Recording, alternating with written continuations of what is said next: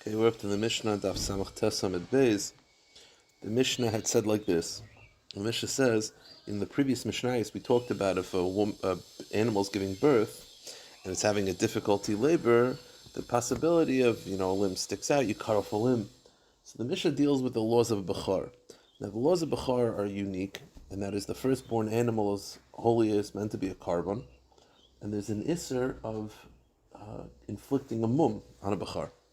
The Mishnah's chiddush is that a Bechar is only considered a Bechar when it's considered born, which is roiv of the uber coming out. But if only a miyat of the uber comes out, it's not born yet, and you're allowed to cut off those limbs because it's not yet a Bechar and does not yet have the kedusha of kedushas a Bechar. So the Mishnah says, Hamevakeres hamekasher leilit. If an animal is giving its birth to its first son, it's Bechar. So mechatach eber umashach l'klavim. You're allowed to cut off each limb at a time and throw it to the dogs, meaning it does not have kedushas bechar, and therefore you're allowed to inflict a mum, and you don't have to bury it. It doesn't have any kedusha. But yatsa rubai, but once roiv of the body comes out, if roiv of the uber is born, then it already is considered born. It has the kedushas bechar, and then hareze you cover. You can't throw it to the dogs anymore. You have to bury it. V'nifteres min bechara, and the mother exempt from future bechar. The next born to the mother is not a Bechar, because this one was considered the firstborn. Now, this is true whether, Taisus explains, this is true in both cases. And in both cases, the second one is not going to be a Bechar, because the second one is not the firstborn. Okay. Now, here's the Gemara's discussion. We're saying that a Bechar is only considered born when Roiv of the Uber comes out. The question is, so let's say 51% of the Uber comes out, it's now considered a Bechar. The question is, does that mean that at that moment it's a Bechar? Or Lemafreya, it started being a Bechar from the beginning of the birthing process? So is it 51% and on it's a Bechar? Or 51% Lemafreya is a Bechar from the beginning of the first moment? So Itmar, it's Machloikes. Yatsa Shlish. The halacha is that if a Bechar is partially owned by a guy, it does not have Kedushas Bechar. So let's say you have an animal that's owned b'shutvis, does not have a Bechar. So let's say you have a baby, entirely owned by a Jew, and a third of it comes out, 33%. And when 33% comes out, at that moment he sells that 33% to an Yehudi. The question, and then, I'll just say it, then another third comes out, so now Roiv comes out. So the question is, was that sale valid? Do we say, and it's fundamentally the Shaila, when did the Kedushas Bechar Chal? Do we say that it's only Chal from the moment 51% on, but up to that point it's not a Bechar, in which case it was the Jews to sell. So because he sold it, it's a valid sale, and it does not have, it prevents the Kedushas Bechar from being Chal? Or do you say no, once it hit 51%, that means Lemafreya, the birthing process from the beginning, was considered Bechar, in which case Lemafreya, it was a Bechar at the first point also, and he didn't have the right to sell it. So it's a Machlokes. Yatsa Shlish u'machar lo yvikachavim. Chaser Yatsa Shlish Acher. Rav Huna Amar Kaddish. Rav Huna says it's not a valid sale, and it's Kaddish despite the sale. Why? Because he believes that it's Lemafreya Kaddish, and therefore it has a din Bechar. Rabbi Amar Eina Kaddish, but Rabbi says no, it's only Kaddish from 51% on. Up to that point, it wasn't a Bechar, in which case the sale was valid, and the sale prevented it from having Kedushas Bechar. The Gemara speaks it out.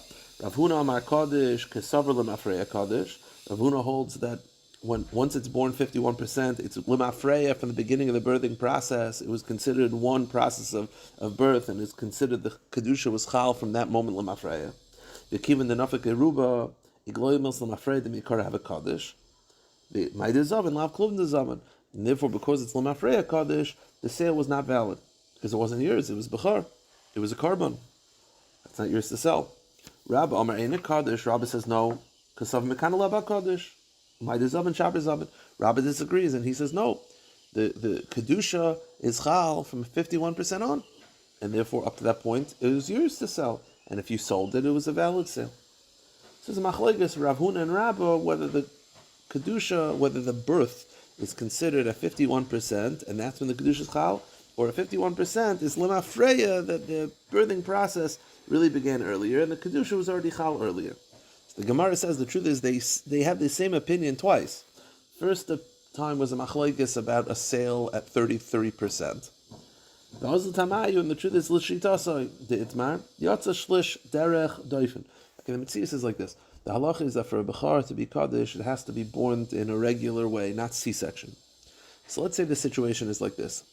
They start to cut open the belly because they think they need to do a C-section. A third comes out through the belly, and I guess they keep cutting throughout, and then after a third comes out from the belly, the womb opens up, and I guess it's completely open at this point, and then 66% go through the regular birthing canal. The question is it considered a bechar? And it's mamish tali in the shaila. If you say that it's only considered born when roiv of the baby leaves, so at the end of the day, roiv of the baby left through the regular birthing canal. But if you say like Rav Huna that it's limafreya, that means that once it hits 51%, it's limafreya from the beginning. Well, from the beginning, the first 33% was through C-section.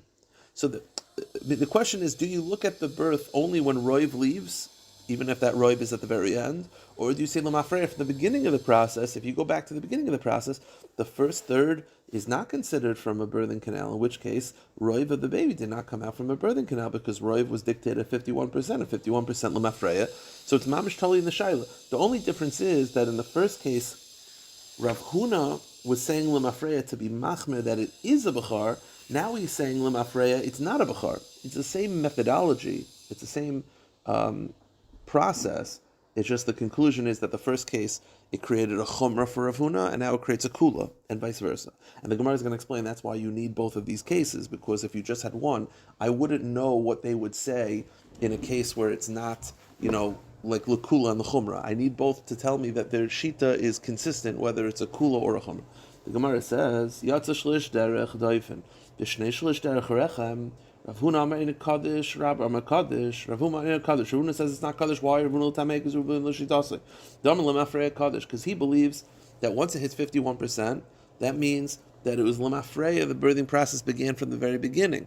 So the very beginning, the first third was not through was through a C-section, so it's not Kaddish. V'ruba Kama Lesa Berechem.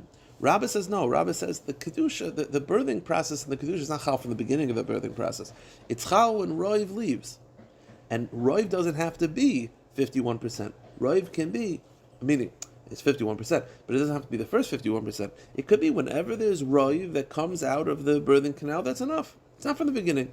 And therefore, he would say in this case, while the first third was through the C-section, but because the last 66% was through the regular birthing canal, it will be kaddish. Because it's not lemafrei, it's not working from the beginning. It's working at the end. You sort of look at the situation. Rabbi tamid amar mekana laba kaddish. Now the Gemara just speaks out. Why do you need both of these machloksim? They're both l'shitaso. And the Gemara, as I said before, the reason being is because the first case Rav Huna was being machmer, and the second case he's being mekel. And the point of the Gemara is you need both to tell me that Rav Huna is stark in his opinion. He's not just being machmer. He always goes l'mafreya, bein l'kula, bein l'chumra, and Rabba as well. Tzricha diashvin of haba hakam Rav Huna mishum l'kula b'hachtel l'chumra moed l'Rabba v'yetmar b'ha b'hakam Rabba av b'ha ema moed l'Rav Huna tzricha. Okay. Now, what does this machlokes have to do with our Mishnah? Again, the machlokes is fundamentally whether the kedusha is chal at 51% or it's chal l'mafreya at the beginning.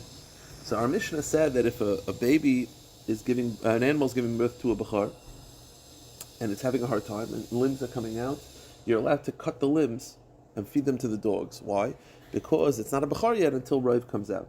Now the Gemara assumes the cases where I'm cutting up the limbs, and you see, cutting up the limbs and feeding the dog right away is for sure mutter, because it's not roiv yet, and roiv never even comes out. I only cut 40%. I'm allowed to feed it to the dogs.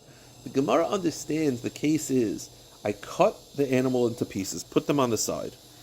Then roiv comes out, and then I'm feeding it to the dogs. And the question is, according to Rav Huna, why is that allowed?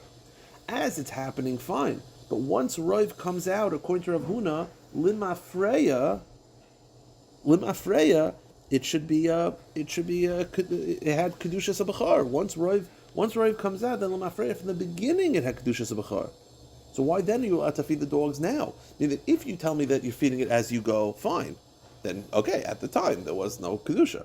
But if you tell me you're cutting up the limbs, putting them aside, then roiv comes out, and then you're now feeding it to the dogs. Why are you allowed to feed the dogs now? Once roiv comes out, lemafreya, it had kedusha. Those pieces are now lemafreya kaddish. Why are you then now allowed to feed it to the dogs? And the Gemara assumes that's the case in the Mishnah. So the Gemara says, "Tnan, amavakeres v'makesha leilei mechatach mashach l'klavim." My lab mechata maniach. Are we not referring to a case where you're cutting up the pieces, not feeding the dogs now, but feeding the dogs after the birth, after Roiv comes out? V'yamlim afreu kaddish. Now, if you say that according to Rav Huna that it's limafreya kaddish, then why are you allowed to feed the dogs now? Limafreya, they have kedusha. You cover me, boile. So the Gemara says very simply, who says that you're feeding the dogs at the end? You're taka feeding it as you go. You're right. To cut them up and hold on to them, and then after Roiv comes out to then feed the dogs will not be allowed because limafreya, it has kedusha. The case that you're feeding the dogs is as you're going. Says the Gemara, lo yachmaiskin mechatel mashlach. So says the Gemara, so what would the halacha be to cut the pieces up, leave them, and then feed the dogs after Roiv comes out? That would not be allowed according to Rav Huna because limafreya is kedusha. So the Gemara says, if that's the case, then why doesn't the Mishnah say that? The Mishnah says that it's looking for a dichotomy. The Mishnah always says A and then it says B. The Mishnah says B is where Roiv, you just give birth to Roiv, you have to bury it. Why not say? We're talking about one case. You're cutting up the pieces, not where Roiv comes out. You're cutting up the pieces until Roiv, and then once Roiv comes out, the first, and you should make it clear. If you feed them at the time it's mutter, to wait is also. Why? I mean, in other words, if Rav Huna is right that there's a distinction between when you feed the dogs, why not say that? So says the Gemara, Al machatech hamaniach ma yikaver. So adatani say for yatsa ruba yikaver niftem and b'chayra liflik v'lisam b'dida. So why doesn't the Mishnah say this? It should say b'amed dvar mamurim b'machatech mashlech ever ever and machatech hamaniach yikaver. The Mishnah should say that. That's talking not allowed. So the Gemara says hachanavikar. The truth is that's what the Mishnah means. When the Mishnah says roiv yikaver, it means this case. It doesn't mean roiv comes out at once. It means a piece comes out, you cut it, you leave it aside. A piece comes out, you cut it, you leave it aside. Then once Roiv comes out, you have to take all those pieces, and then you have to bury them. That's mamish what the Mishnah means. Hachanami kamer, b'amed v'umur mechatech, u'mashlich, mechatech hamaniach, nasa kamish yatzaruba v'yikaver. That's not what the Mishnah means. Okay. These dafim, by the way, these dafim are something. Okay. Let's go weiter. Bayi Rava, do we go by the limbs with the majority or not? Now, what does that mean? Again, a Bechar is, once Roiv of the Bechar is born, it has Kedusha. Question is, do you go by Roiv or not of each limb? Now, what does that mean? So the Gemara offers a couple options. Again, if 51% of the animal is birthed, it's Kaddish. Here's the case. It has 51% that came out, so it's Kaddish. But the 51% that came out, that 1% that pushed it over the edge, it's, let's say, the femur. But Roiv of the femur is inside. So the question is, do we say, well, Roiv left, so it's 51%, it's Kaddish? Or do you say, no, look at the femur. And within the femur itself, Roiv is still inside the animal. So the little that left doesn't count. In other words, do we look at the animal as a whole and say, well, 51% left, so it's Kaddish? Or do you say, no, forget about the animal. That 51%, what put it over the top was the femur. And the femur, Roiv of the femur, you look at the femur as one unit. Let's say 30% of the femur left, pushing up the animal to 51%, but 70% of the femur is still inside. So do you say, go by the animal and 51% left, or look at the femur and say, well, Roiv of the femur is inside, so we're going to take the 30% that left and say it doesn't count. It goes by the inside. That's the Gemara's question. Perhaps that's the Havamim. Again, the Rabbi had this question. Maybe that's what Rabbi meant. The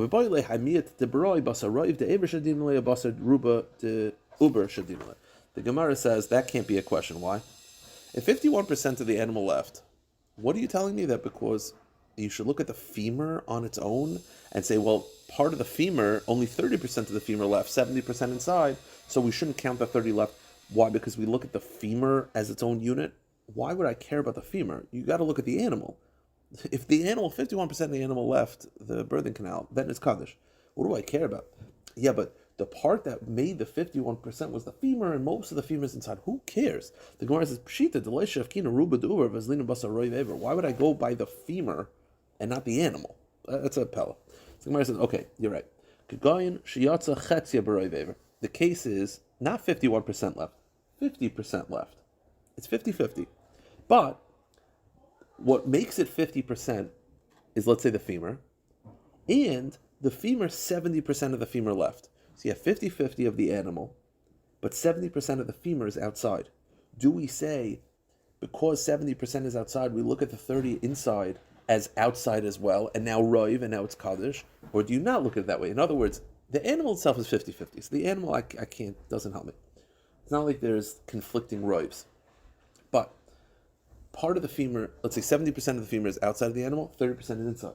Do you say, well, it's 50-50, so it's not kaddish? Or do you say, look at the femur. If most of the femur is outside, we should look at the inside part of the femur as outside as well, and it's considered as if roiv was already born. That's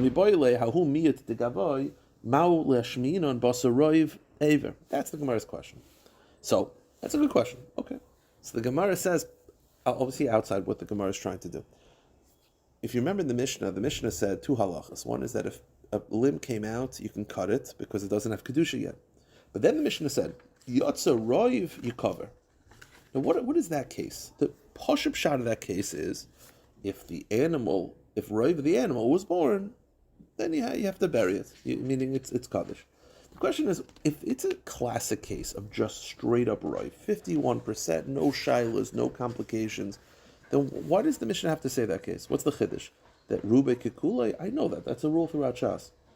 There must be something else going on here. There must be some other aspect of that case. So the Gemara says perhaps the case of the Mishnah is mamish our discussion. When it says roiv, it really means 50-50, but roiv of the aver left, and you look at the femur and say, well, if roiv of the femur is left, then we look at the 30% inside as if it's outside, and is considered kaddish. Because it can't just be that the Mishnah is talking about a classic simple case, because that's too simple.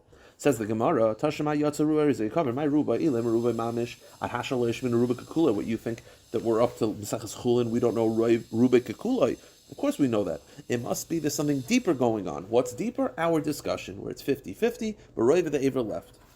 And Lav Kagun Shiyatza Chetz B'Roiv Ever. So the Gemara says, no, Lav Dafka. I think you're right, says the Gemara, that there's more to the case, but who says it's this? Remember the first option was that roiv of the animal left, 51% left, but the part that upped it to 51% was the femur, and we said the case was, we thought it was, first this was the Shaila of Rava, that it was 51% the animal left, so it's already born, but the part that pushed it over the 51% was the femur, and roiv of the femur is inside. So the question is, do we go by roiv of the behema, and it's born, or do you look at the femur and say, well, roiv is inside, so we take the part that was outside, it doesn't count, it goes as if it's inside, and now it's less than roiv. So now it bumps the animal down from 51% to, let's say, 40. We said before that was a potential havamina. The Gemara says, no, that's pashut, that you go bust a roiv of the animal and it's born. So says the Gemara, maybe that's what the Mishnah is referring to. When it says Yotza Rubai Kaddish, so you said, what's the case? It can't just be pashut roiv. Of course, roiv it's a davar pashut. The Gemara says, perhaps it's referring to this case. Not where it's 50-50 and roiv of the aver is outside, you take the inside and look at the outside as if it's born. No, the case is where it's 51% left, but roiv is still inside. And the chiddush is, we don't go by the part that's inside, we don't go the first version of Rava, meaning it's not necessarily referring to the second case of Rava, it might be referring to the first case of Rava. Okay,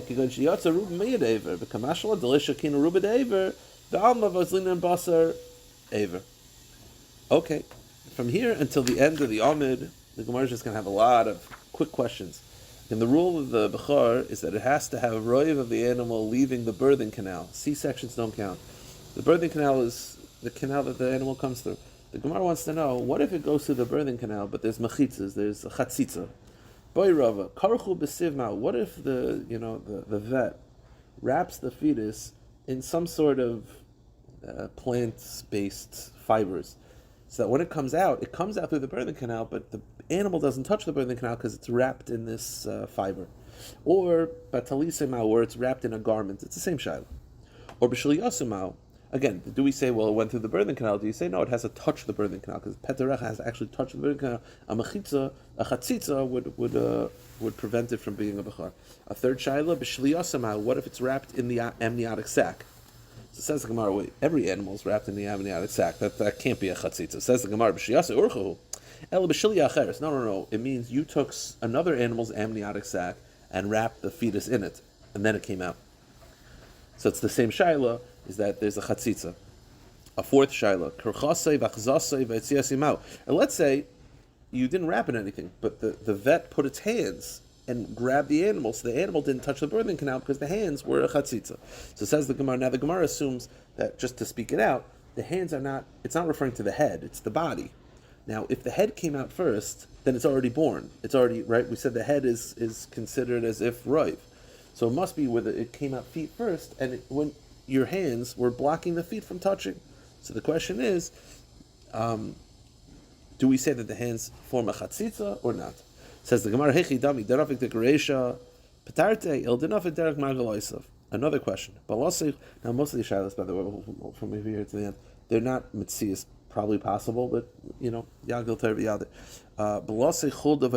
What if a weasel went into the birthing canal, swallowed up the animal, and sort of dragged the animal out? So it left through the weasel's mouth. Same shilah. So it says, well, how is that different? Well, that should be the same shilah we had before. It left, but it didn't touch the birthing canal because it went in the weasel's mouth. So why is this different than the shilas before? So the Gemara said, okay, the case is a little more complicated. The weasel went in, swallowed it, took it out, put it back in, vomited it in, and then it came out on its own. Okay. The question is, do you go by the first time it was born, where there was a chatzitza, or the second time where it was born on its own? Or another one, let's say you have two animals that are next to each other, and the animal goes from one animal A straight into animal B. You open up the wombs next to each other. I don't know if it sees. It goes from animal A straight to animal B and then leaves. So the question is animal B now exempt from a bechar? Right? Once an animal gives birth once, all future babies are not a bechar. So the animal was really born through animal A, but then the vet had it where it went from animal A's womb straight to animal B's womb and then came out.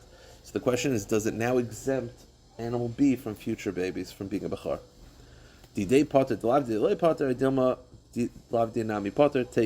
tekus. Another kasha. What if the walls of the birthing canal widened so that the animal left the birthing canal and didn't touch anything, but it didn't touch the walls? It sort of slid out. There was air around it. Do we say that it has to touch the walls of the birthing canal to be kaddish, or merely the airspace of the birthing canal could also be kaddish? Another kasha. What if the walls of the birthing canal were torn off? Now the Gemara assumes. Hold on 1 second.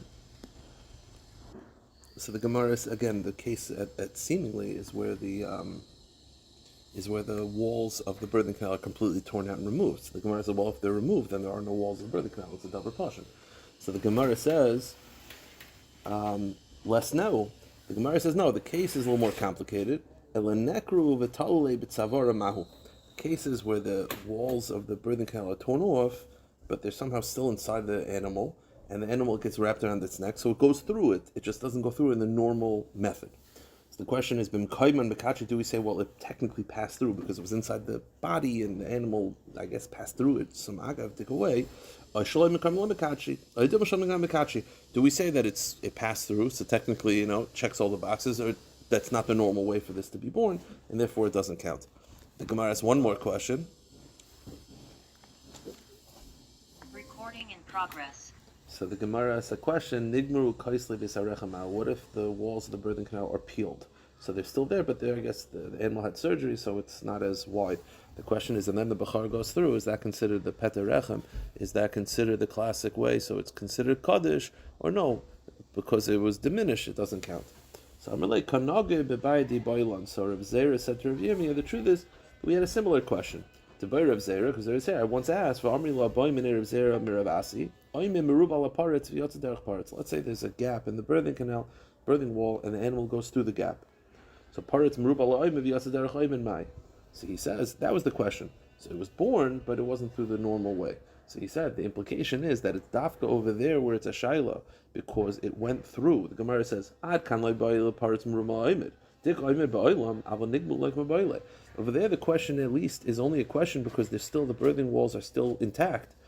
Most of it, there was just a gap, so the animal went through the gap. But over here, if they were all diminished and they were all, let's say filed down or whatever, surgically cut, half of it was removed, then it's not a shaila, it's pashit, not a bechar, and therefore he feels that it's not a bechar at all. Okay, Amid Beis. So, new topic, sort of. The rule is that not all dead animals have a tumas nevela. So that could be a dead cow, gives off a tumah. a dead horse, all these give off a tumah. The Gemara has a question. The Mishnah says like this: Behema shemes ubra b'toich me'ah. If an animal's fetus died inside the womb, so the halacha is, so it dies inside the womb. So we said yesterday that if you were to shech the mother, you could eat the baby, because inside the womb has a status of like a piece of flesh of the mother, and the shechita is matir. So the question is, but before the shechita, if the vet is trying to deal with the fetus, whatever it is, trying to see if the fetus is okay, he touches the fetus. So the question is the vet tameh? Why? At the end of the day, it touched a nevela, touched a dead animal. On the other hand, when it's inside the mother's womb, we maybe don't look at it as its own standing behema, but rather the mother, it's part of the mother. And the same way that the mother's shechita would be mater achila, if you can mater achila, then how could you say that it's not an nevela, so there should be no tumah? On the other hand, it is a dead animal. So that's the discussion of the Mishnah. The Mishnah says, Behema shemes ober b'teich me'eha, v'ayisher es yadai v'nagabai, bein behema tmeya, bein behema tayra tahar. The Tanakama Shita is that if the vet were to touch the fetus that died inside the mother's womb before shechita, he is not tameh. This is true both by a kosher animal and a non-kosher animal, meaning even a chazer, where you could argue a chazer, meaning you could argue that by a kosher animal, the reason why it's not a nevela is because the shechita is going to be mater achila. So the shechita is mater achila, of course it's not nevela. No, the chiddush is even by chazer, where it's never going to be muter b'achila, as long as it's in the mother's womb, it's not considered a nevela b'fnei atzmai. And if the mother's alive, the baby will not contaminate, both by kosher animals and non-kosher animals. And again, the svara is very simple. When it's in the mother's womb, we don't look at it as an independent nevela, we look at it as a piece of the mother. The mother's alive. Rav Yossi Aglili says no. Mitmei tamei b'tayratar. Rav Yossi Aglili says there's a difference between kosher animals and non-kosher animals. By kosher animals, we say that it's not mitama. That makes sense, because by kosher animals, if you were to shech the mother, you could eat the baby. So if it has a potential achila, permissibility, then of course it's not going to be able to mitama. But by non-kosher animals, which doesn't have this, then it is a problem. And again, I think Rav Yossi Aglili Shita on the surface level is very, very easy to understand, because by a kosher, meaning really Rav Yossi Aglili says it is an avela conceptually, but by kosher animals, because we say that the shechita will be matir, so if the shechita will be matir, then obviously we're going to say that it's not an avela, and if you're able to eat it, then it's not going to be able to contaminate. But by a chazer, which never has a kosher heter achila, then it is considered an avela. That's Rav Yossi Aglili, but the Tanakama makes no distinction between kosher animals and non-kosher animals, and in all situations, it does not transmit tumas. The Gemara says, what is the shita of the Tanakama? Why does he not make a distinction between kosher animals and chazer? So my time in Tanakama, Rav Chizah says, well, Tanakama says like this: by kosher animals, it's a kal v'chomer. If the shechita of the mother would be mater achila, that means that there's a potential to eat this fetus. So if there's a potential to eat it, then how could you say it's an avela regarding tumah? So the Tanakama shita is by kosher animals is a kal v'chomer. It's rational to say that it's not going to be mitkantama. Perfect, because the shechita of the mother will make the nevel, will make the uber muter ba'achila. So then, if there's a potential heter achila, how could you say that it's a nevela regarding tumah? Totally get that. The question is, though, why does he say the same thing by chazer? So ashkechin behema tahira, behema tmeimin alon. So why does he say the same thing by non-kosher animals, which does not have this same svara? So the Gemara, I'll say it out, so we'll see it inside. The Gemara is going to say basically there's a pasuk that connects kosher animals and non-kosher animals as a hekesh. And it's very simple. The same way kosher animals in this situation, the uber is not matama, so to non-kosher animals, it's not a svara, it's a hekesh. Says the Gemara, Amar Kra v'chi yomus min ha-behema, zu behema tmeya. Yomus min ha-behema is referring to non-kosher animals. Ashir lechem la'achla zeh behema tahira is referring to kosher animals. It's referring to the tumah by a nevela, by the tumah of dead animals, both by kosher and non-kosher, and the pasuk connects the two. In what way? Iskish behema tmeya lebehema tahira, ma behema tahira ubra tahar, just like by kosher animals, the uber will not contaminate the vet who touches it while it's still in the mother's womb, so too by non-kosher animals as well. It's a hekesh. Rav Yossi Aglili doesn't believe in this, doesn't have this hekesh, and he just says kosher animals are metame, not metame, non-kosher animals are. So Rav Yossi Aglili, my time, what's Rav Yossi Aglili's svara to say that, again, kosher animals, I get that it's not metame. But what about non-kosher animals? So the Tanakama had a hekesh to say that non-kosher animals are also not metama by the fetus. Rav Yisrael says that they are metama. What's his source? So his source is as follows: Amar Rav Yisrael, Amar Kra. The pasuk says, "Chol halech al kapav," any animal that walks on its paws. Now, paws, kapav, is a reference to non-split hooves. So it does not have split hooves, i.e., it's a non-kosher animal. V'chol chaya ha'yeleches al arba. And all animals that walk on four legs. Now the simple pshat of the pasuk is it's referring to non-kosher animals, that dead non-kosher animals are metame. So it says any animal that walks on its paws, any animal that walks on four legs is metame. The Gemara understands to put these two parts of the pasuk together. Any animal that walks on its paws, that's in an animal that has four legs. So i.e., a baby that has paws, right? Baby that is in an animal with four legs, i.e., its mother, is metame. And it says paws because we're talking about non-kosher animals, so a non-kosher fetus that has paws, that's in its mother, that has four legs, is metame. That's the source that kosher animals will be fine, but non-kosher animals, the fetus, would be metame because it's paws inside an animal of four legs. So the Gemara has a couple questions. So if you're telling me it's any time there's paws in the animal of four legs, it's metame, fetus. What about a cow? Well, cows don't have paws because they have split hooves. Says Gemara, what if that cow doesn't have split hooves? What if you have a baby fetus, kosher, but it doesn't have split hooves, and it's in the mother that has split hooves? So we said before in the Mishnah, universally accepted that the child will not metame. But why? According to Yosei Aglili, it's not just like a svara. It's the pasuk is telling me paws in four legs is metame. So these are paws because they don't have split hooves. Because this case specifically, the baby doesn't have split hooves in its mother. It should be metame. The Gemara says that's not paws in four legs. That's paws in eight legs. Why? It's paws because it doesn't have split hooves, but its mother does. So its mother is not four legs. Its mother has eight legs because each hoof is split. Says the Gemara, that's not considered paws in four legs. That's considered four in eight legs because it has, first of all, even though the hooves are not split, so the baby has non-split hooves. So it has four of them, so it's four. The mother has split hooves, which is eight. So that's not paws in four legs, that's four in eight legs. So it says the Gemara, okay, what about a para b'mai gomel? Let's say you have a camel, and the baby camel for some reason resembles a cow, for whatever reason. Now, is that cow kosher? No, because it's in a camel. So what's the halacha? That should be that the baby should be metame, right? Because non-kosher animals, according to Yosei Aglili. But why? The source that it's metame is from paws in four legs, but these aren't paws because this is a cow inside a camel. So that's eight legs inside of four legs. It should not be metame, but it's a non-kosher animal. Says the Gemara, so the Gemara says that case specifically, again, if you tell me the source is paws in four is metame, it's not non-kosher animals, paws in four. Now, all paws in four are generally non-kosher, but what happens if you have a camel, it's non-kosher, that has a cow inside of it? For some reason, this baby looks like a cow. It has split hooves. So what's the halacha of that cow? Could you eat it? No, because it's non-kosher. It comes from a camel. But should it be metame? So I would think so, yes, because non-kosher is metame. But now you're telling me it's not just non-kosher fetuses. It's from the pasuk, paws in four. This isn't paws in four because the baby cow has split hooves, so it's 8 and 4. So why is it metame? So the Gemara says for that there's another pasuk. Hoylech v'chol hoylech. L'Rabbis par magama. That's the word v'chol is to include this case. So it says the Gemara, okay, what about the following case? What if you have a cow that for whatever reason doesn't have split hooves? Okay, still kosher, it just doesn't have split hooves. Based on a lot of tanoim, you can still eat it. And let's say it has a baby inside of it that also doesn't have split hooves. Would the baby be metame? So, I would think no, because it's kosher. It's a cow. It's a kosher species. But you're telling me it's paws in 4. This is paws in 4 because the mother doesn't have split hooves. So the mother has 4 feet. It doesn't have split hooves, so it's paws in 4. So why? I would think it's not metame, but according to you, it should be. Says the Gemara, halchi arba b'halchi arbahu. So says the Gemara, lahachi ahani kal v'chaim derech chizda. That's based on the kal v'chaim of Rav Chizda.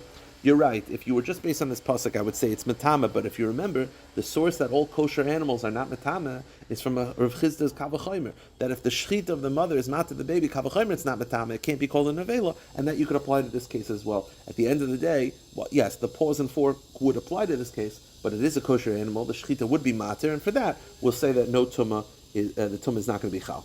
Now, the Gemara just has one more question. So it's not tamei babies as opposed to non-tamei babies. It's the paws in an animal of 4 legs, which generally is non-kosher, camel, whatever. What happens if you have a chazer? A chazer has split hooves. So that means the mother's not 4. You have a baby chazer, inside the mami chazer, and the baby dies, and the vet touches the baby should be metamet because it's a non-kosher animal. But it's not paws and four, because the mother doesn't have 4 legs. The mother has 8 legs because the mother has split hooves. Chazer is the only non-kosher animal that has split hooves. So if you tell me it's not just kosher and non-kosher, it's based on this pasuk, then l'chor there should be no tum in this case. The Gemara is a masker Rav Chadvoi bar Ami. Chazer b'may chazir to loy tamid the mahalchi shmoyna mahalchi shmoynahu. So the Gemara says you're right. It's a different source. Rather, the source is not from paws and four; it's a different source. We'll end with this. And we'll amar Nachbar Yitzchak mehocha nefesh ashatiga b'chol davar tamei oy benvelos chaya tameya oy benvelos behema tameya oy benvelos sheretz tamei. The pasuk says that if a soul were to touch anything tamei, a nevela of a chaya tameya, a chaya is a wild animal. So a chaya tahira is like a deer that you can eat. A chaya tameya is like a lion, a bear.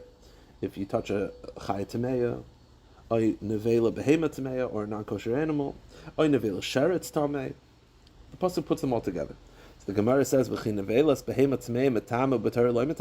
question is, why does the pasuk says that if a person touches a dead bear, a dead lion, or a dead chazer, he's tameh.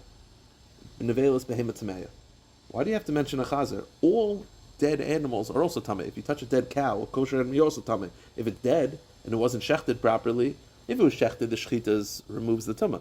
But if you have just a cow that just drops dead, it's also metameh. All dead animals that were not shechted properly, that are not kosher, are metameh. So why does the pasuk have to mention a chazer? Mention all dead animals. It must be the pasuk is referring to a very specific case where it only applies to non-kosher animals and not to kosher animals. What is that case? Our discussion. Where the baby died inside the mother, and the mother's still alive, and the vet were to touch the baby, and it's dafka in this case where there is a distinction, because the implication of the pasuk is that there's a distinction between dead animals that are kosher and animals non-kosher. What's the distinction? There's tumah by both. The answer is this case. The Gemara says, Za'uber el'ezah za'uber shemitame tame b'tayr tahar. Now the Gemara just ends off with this. So once you have this source, what do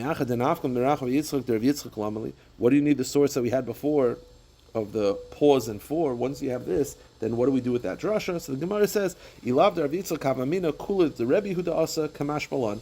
The reason why you need this pasuk is because if not for this drasha, I would think that this pasuk, that pasuk of the pause and four, would be used for Rebbe. Now, which Rebbe? This will be discussed tomorrow. We'll get with that tomorrow. The point is, if not for this pasuk, I would think that the drasha was used for Rebbe Kamash Balan. It's going to be used for our discussion. I will pick this up tomorrow. Tomorrow we'll continue more in this discussion. We'll stop it.